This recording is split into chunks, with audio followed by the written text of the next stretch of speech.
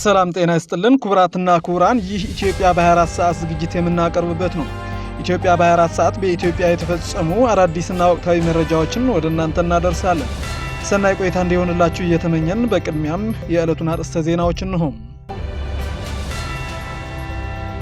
መንግስት የሰብአዊ መብቶች እንዲከበሩ የሚሰሩ ድርጅቶችን ማዋከብ፣ መገደብ ሊያቆም ይገባል ሲል ሂዩማን ራይትስ ዎች አሳሰበም። የቀድሞ የሰላም ሚኒስትር ዴኤታ አቶ ታዬ ደንደአ በዋስትና እንዲለቀቁ ተወሰነም። 28 የኢትዮጵያ ባንኮች 1.3 ቢሊዮን ብር ተጭበረበሩ። በህገወጥ ነዳጅ ንግድ የተሰማሩ 34 ግለሰቦች በቁጥጥር ስር ዋሉ የሚሉና ሌሎች ዜናዎችን ይዘናል። እስከ መጨረሻው አብራችሁን ቆዩ። መንግስት የሰብአዊ መብቶች እንዲከበሩ የሚሰሩ ድርጅቶችን ማዋከብ፣ ማገድ ሊያቆም ይገባል ሲል ሂዩማን ራይትስ ዎች አሳሰበም። በሲቪክ ድርጅቶቹ ላይ መንግስት ያስተላለፈውን የእግድ ውሳኔ እንዲያጤኖ በመቅረብ ላይ ያሉ የዓለም አቀፍ ተቋማት ጥሪዎች እንደቀጠሉ ነው።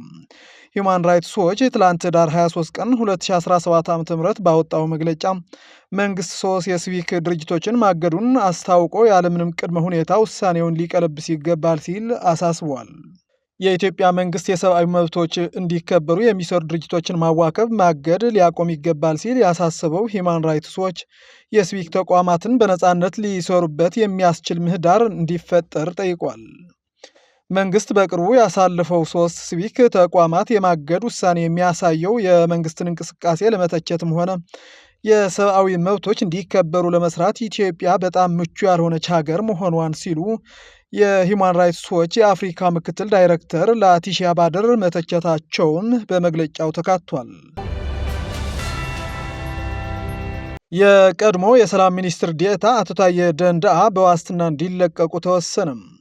የቀድሞ የሰላም ሚኒስትር ዴኤታ አቶ ታዬ ደንደአ በዋስትና እንዲለቀቁ የፌዴራል ጠቅላይ ፍርድ ቤት ሰበር ሰሚ ችሎት መወሰኑን ባለቤታቸው ወይዘሮ ስንታየሁ አለማየሁ ለአዲስ ስታንዳርድ ገልጿል።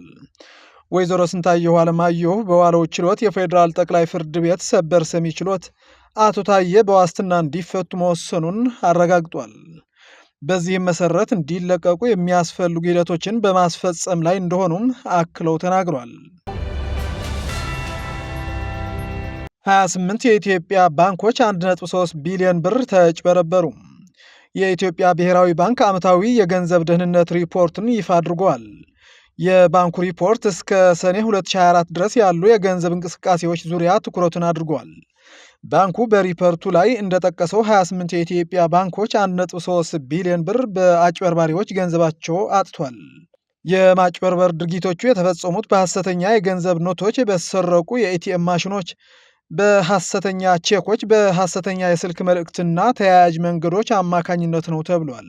በዚህ ዓመት ባንኮች ያወጡት ገንዘብ ከአምናው ተመሳሳይ ወቅት ጋር ሲነጻጸር በ300 ሚሊዮን ብር ጭማሪ እንዳሳየም በሪፖርት ላይ ተጠቅሷል።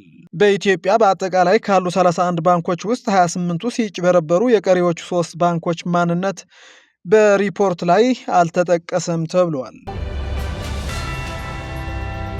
በኦሮሚያ ክልል የተለያዩ አካባቢዎች የንጹሐን ዜጎች ግድያ በአስከፊ መልኩ መቀጠሉን መረጃዎች አመላከቱ። ለግድያዎቹ መንግስት ኦነግ ሸኔ ብሎ ለሚጠራው የኦነግ ታጣቂ ተጠያቂ ሲያደርግ፣ የአካባቢው ነዋሪዎች ደግሞ መንግስት ከታጣቂዎች ጥቃት ባለመጠበቁ ራሱ መንግስት ተጠያቂን ያደርጋሉ። በሌላ በኩል በኦሮሚያ ክልል መንግስትና በኦሮሞ ነጻነት ሰራዊት መካከል የሰላም ስምምነት ላይ ተደርሷል ሲል የኦሮሚያ ክልላዊ መንግስት አስታውቋል። ሰሞኑን በክልሉ መንግስት ኮሚኒኬሽን ቢሮ በኩል በተሰራጨው መግለጫው የታጣቂ ቡድኑ ተወካይ አቶ ሰኚ ነጋሳ በታጣቂዎች በኩል ቀርበው ስምምነቱን ከኦሮሚያ ክልላዊ መንግስት ተወካይ አቶ ሽመልስ አብዲሳ ጋር የሰላም ስምምነቱን መፈራረማቸውን ተገልጿል። በአንጻሩ ኦነግ ከኦሮሚያ ክልል መንግስት የሰላም ስምምነት የተፈራረመው በቡድኑ ተቀባይነት ከሌለው አመራር ጋር ነው ሲልም ገልጿል። በአማራ ክልል ከሚዋጉ የፋኖ ኃይሎች ጋር በክልሉና በፌዴራል መንግስት ተደጋጋሚ የሰላም ጥሪዎች ቢቀርቡም ለውጤት የሚደርሱ ተጨባጭ እርምጃዎች እንደሌሉ ግን መረጃዎች ያመላክታሉ። በመሆኑም በክልሉ በድሮን ጭምር በርካታ ንጹሐን ዜጎች እየተገደሉ እንደሆነ ዓለም አቀፍ የሰብአዊ መብት ተሟጋቾችና የዜና አውታሮች ዘግበዋል። በኦሮሚያና በአማራ ክልሎች የሚካሄዱ ጦርነቶች በዘላቂነት ቆመው ህዝቡ የሰላም አየር እንዲተነፍስ ከመንግስትና ከታጣቂዎች በኩል ንግግር እንደሚያስፈልግም ተገልጿል። በህገወጥ ነዳጅ ንግድ የተሰማሩ 34 ግለሰቦች በቁጥጥር ስር ዋሉ። በሲዳማ ክልል አመራሮች ጭምር በህገወጥ የነዳጅ ንግድ ውስጥ እንደገቡ ተነግሯል። በሐዋሳ ከተማ በህገወጥ ነዳጅ ንግድ የተሰማሩ 34 ግለሰቦች በቁጥጥር ስር መዋሉን የሲዳማ ክልል ፖሊስ ኮሚሽን አስታውቋል።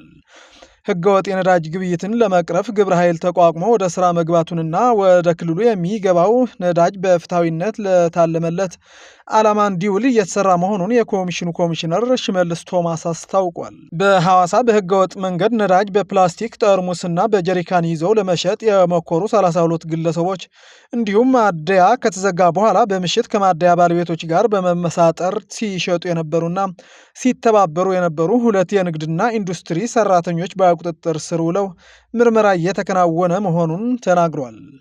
በተጨማሪም የንግድና ኢንዱስትሪ ቢሮ መምሪያን ያላከበረ አንድ ማደያ በገንዘብ ሲቀጣ ሌላ ማደያ አገልግሎት እንዳይሰጥ ታግዷል። ይህ እንደ አብነት ቢነሳም እንኳን በአሁኑ ወቅት በአብዛኛው ክልሎች ተመሳሳይ ተግባር እየተፈጸመ ይገኛል።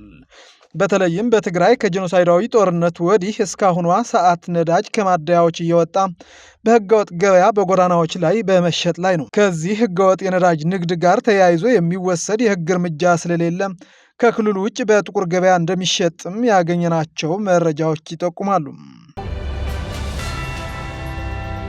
ከሌላ ይነሳ ተብሎ በመንግስት ደረጃ ቢወሰንም የተለያዩ ሰበቦች እየተፈለጉ 283 ህገወጥ ኬላዎች በመላ ሀገሪቱ ተንሰራፍተው ይገኛሉ ሲሉ የንግድና ቀጠናዊ ትስስር ሚኒስትር ዶክተር ካሳሁን ጎፌ ገልጿል።